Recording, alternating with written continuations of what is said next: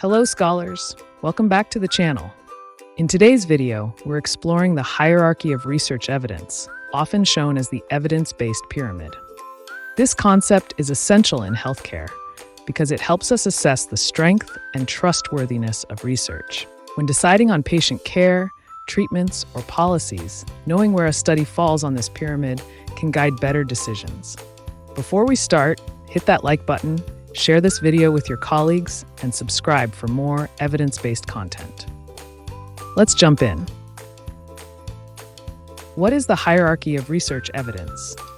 The hierarchy ranks study types based on how reliable their findings are. It's a tool for healthcare professionals, researchers, and policymakers to determine which studies offer the strongest evidence. As you go higher on the pyramid, the quality improves. Studies at the base offer weaker evidence, while those at the top provide the most trustworthy conclusions. Let's walk through each level of the pyramid with healthcare examples. The evidence-based pyramid from bottom to top. 1. Expert opinion and background information. At the base, we find expert opinions, editorials, and background info. These reflect professional insights, but aren't based on systematic data or original research. Example: a surgeon writes about a new technique based on their personal experience. Limitations: they may be biased and lack generalizability. There's no structured data to support claims. 2. Case reports and case series. These describe individual cases or a small group of similar cases. They're useful for spotting rare conditions or generating research questions.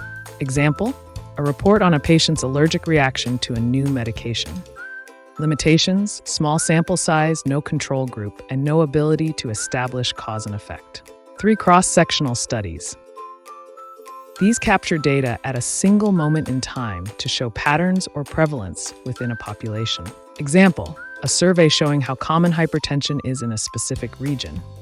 Limitations: no timeline or causation, only associations can be drawn. 4. Case control studies.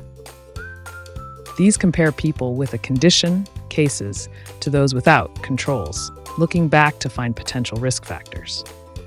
Example: comparing people with lung cancer to those without, checking their smoking history. Limitations: retrospective data, prone to recall bias, and no randomization. Cohort studies. Cohort studies follow groups over time to examine how exposures affect outcomes. They're more reliable than case control studies. Example: tracking smokers and non-smokers over a decade to see who develops lung cancer. Limitations: observational nature and potential for confounding variables. 6. Randomized controlled trials, RCTs. RCTs are experimental studies where participants are randomly assigned to groups. This reduces bias and allows strong conclusions. Example: testing a new diabetes drug by giving one group the medication and another a placebo, with neither knowing which they received, a double-blind RCT. Why it's strong. Randomization and control eliminate many sources of bias, establishing cause and effect. 7. Systematic reviews and meta-analyses, top of the pyramid.